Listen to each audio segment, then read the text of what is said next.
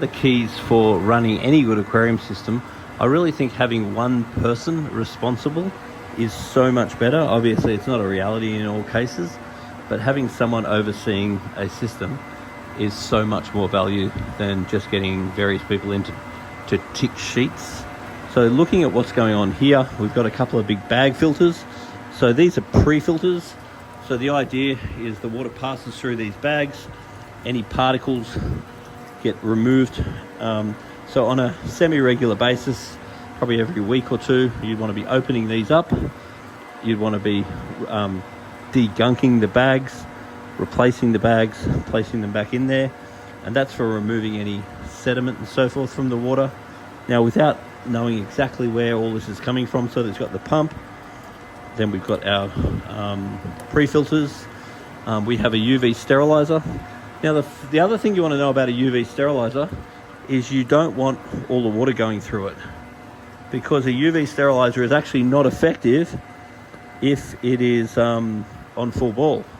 So see the way the water's coming in here, that's fine. But the water's also going in here on full ball.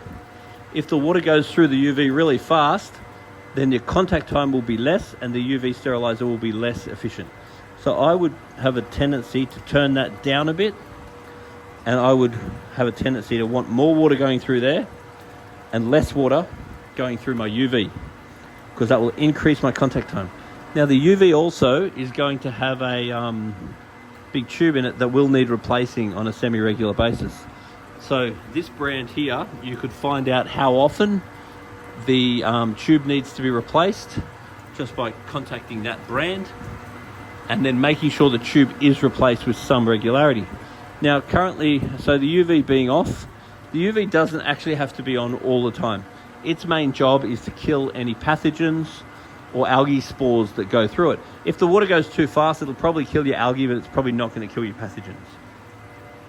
Now we've got a chiller heater here. So we want to be keeping this tank sort of around 26 degrees. We wouldn't want it over 30. Then the water drops down through here. Now these mats distribute the water, and you can just give these a bit of a clean. If you clean them using water from the fish tank, the mat will be biological. If you clean them with a hose, they will be mechanical.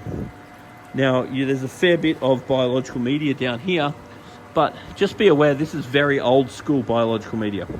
This biological media are bioballs, and they contain only nitrification, so they break ammonia into nitrate, or something you don't want into something else that you don't want. The other option would be to upgrade the bioballs, and then in the bottom here you could place some marine pure. Now, marine pure is an alternate media that you would put in the bottom, not in the top, and that's going to offer what's called parallel denitrification. The parallel denitrification is going to stop your formation of nitrate. Now, the inlet of your pump is also going to have a pre-filter that will need opening up and cleaning with some regularity. Then over here we have got a protein skimmer. Now, a protein skimmer is more of a good idea than a reality. Now, in principle, injecting huge amounts of air into this chamber means that the organics are going to bond with the oxygen and propel up. Now, if you have very high stocks of fish, it is possible this would work, but it's probably just a fancy oxygen reactor, and it probably does absolutely nothing. But if you do find that you've got a yellow froth coming up from here, which may be the case if you have a lot of fish in the tank, then this may actually be doing something. I doubt it's going to do anything at all unless the tank is very high stocked with fish. The next thing is that if you see a yellow froth, you've got to use the outlet, which I'm assuming is this, and you slow it down to make the froth go up, and you open it up to make the froth go down. So you do need to monitor what's called your absorbate, which absorbs out.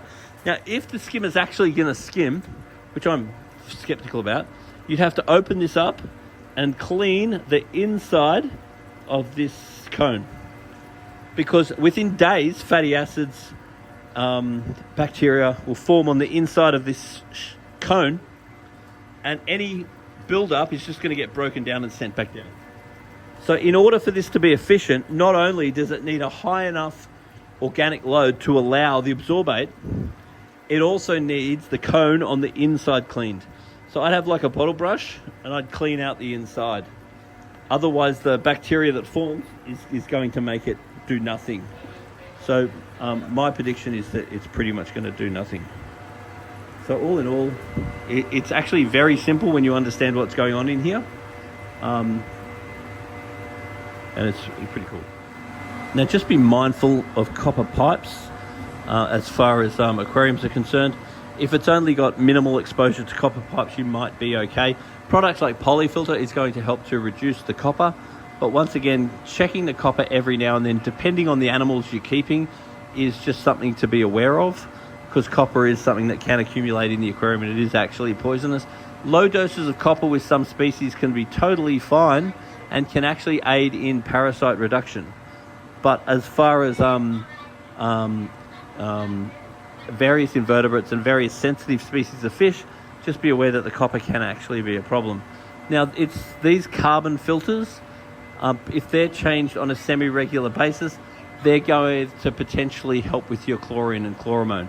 So you can get chlorine and chloramone tests, and if you tested the water coming out of that filter, providing that these carbon filters are fresh, then the use of water agent may be, the requirement may be little to none. We have the plants or rocks to clean. One of the best things is just throw it in the sun, leave it there for a day or so, flip it over, leave it in the sun for a day or so, hit it with a hose, and you'll be surprised how clean they clean up. It's just sun bleeds the algae off. This aquarium, we need to refill it with water. Then we need to add a designated amount of GH salts and KH powder. We then want to get the KH to around 6 to 8. We want to get the GH to something around 12. We want to allow the temperature to get to 25 degrees. And from that point, we can acclimatize the fish in. And it's very important to make sure you acclimatize the fish. Now, assuming those carbon filters are relatively new, which I would assume they are, then you will not need water ager.